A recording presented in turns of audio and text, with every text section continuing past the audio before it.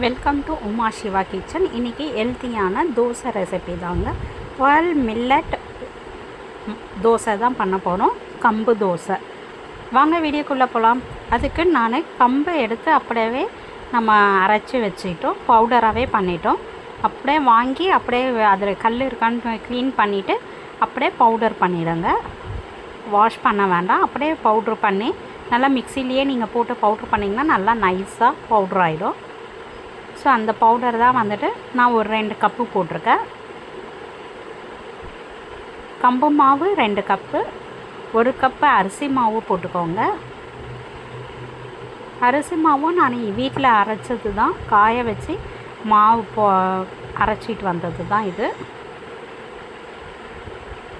கூட வந்துட்டு ரவை வந்துட்டு ஒரு 2 ஸ்பூன் போட்டுக்கோங்க, 2லேருந்து 3 ஸ்பூன் போட்டுக்கோங்க.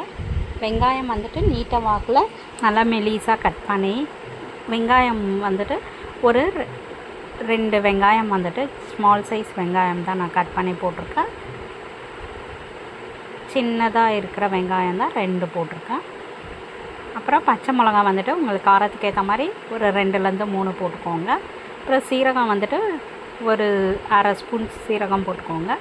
அது வந்து நம்மளுக்கு கடிப்படும்போது நல்ல ஒரு ஃப்ளேவர் கொடுக்கும் நம்மளுக்கு சீரகம்.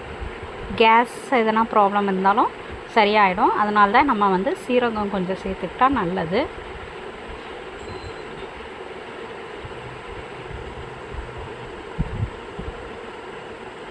தயிர் வந்துட்டு ஃப்ரெஷ் தயிர் தான் நான் ஆட் பண்ணியிருக்கேன். புளிக்காத தயிர் போட்டுக்கோங்க. ஒரு 1லேருந்து 2 ஸ்பூன் தயிர் போட்டுக்கோங்க. பச்சை மிளகா ஒரு 2 பச்சை மிளகா கட் பண்ணி போட்டுக்கலாம். எப்போவுமே பச்சை மிளகா போடும்போது நல்லா மெலிசாக கட் பண்ணி போடுங்க. தண்ணி வந்துட்டு கொஞ்சம் கொஞ்சமாக ஊற்றி மிக்ஸ் பண்ணிக்கணும். சால்ட்டு தேவையான அளவு சால்ட்டு போட்டுக்கோங்க. தண்ணி உடனே நிறைய ஊற்றிடாதீங்க, அப்புறம் ரொம்ப தண்ணி ஆகிடும். ஸோ வந்துட்டு கொஞ்சம் கொஞ்சமாக தண்ணி ஊற்றி மிக்ஸ் பண்ணிக்கோங்க.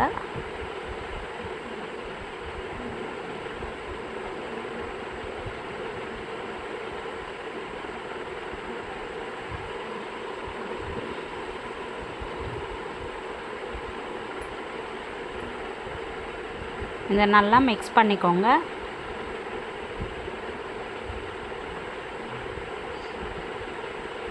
கரண்டியில் மிக்ஸ் பண்ணுறத விட இந்த மிக்ஸிங் பண்ணுற டூலில் வச்சு பண்ணிங்கனாக்கா ரொம்பவே ஈஸியாக இருக்கும்.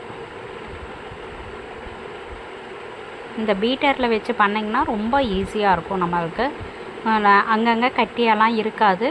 ஸோ அந்த கட்டியெல்லாம் இல்லாத அளவுக்கு நம்ம மிக்ஸ் பண்ணி வச்சுக்கணும். சீக்கிரமாகவே இதில் மிக்ஸ் ஆகிடுங்க. அதனால தான் நம்ம இதை யூஸ் பண்ணுறோம்.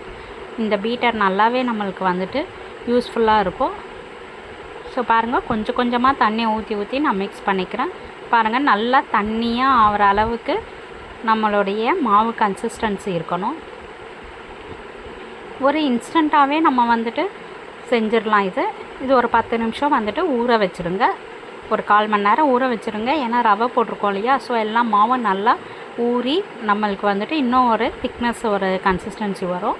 அது வந்துட்டு இன்னும் தண்ணி கொஞ்சமாக ஊற்றி நம்மளுக்கு தோசை ஊற்றும்போது தண்ணி ஊற்றி கரெக்டான இந்த கன்சிஸ்டன்சியில் நீங்கள் தோசையை வந்துட்டு நம்ம தவா சூடானதும் எண்ணெய் ஊற்றிட்டு அப்படியே தண்ணியாக இருக்கணும். இப்போ பாருங்கள், நான் தோசை எப்படி ஊற்ற போகிறேன்னு மட்டும் பாருங்கள். இதை மாதிரி ஓரத்துலேருந்து ஊற்றிட்டு வரணும் நம்ம தோசை. இதை மாதிரி ஹோல்ஸ் வரணும். அப்போ தான் நம்மளுக்கு வந்துட்டு தோசை நல்லா சூப்பராக இருக்கும். ஸோ ரொம்ப பெரிய ஹோல்ஸாக இருந்ததுன்னா அங்கங்கே கொஞ்சம் கொஞ்சம் ஃபில் பண்ணிவிடுங்க மாவு போட்டு.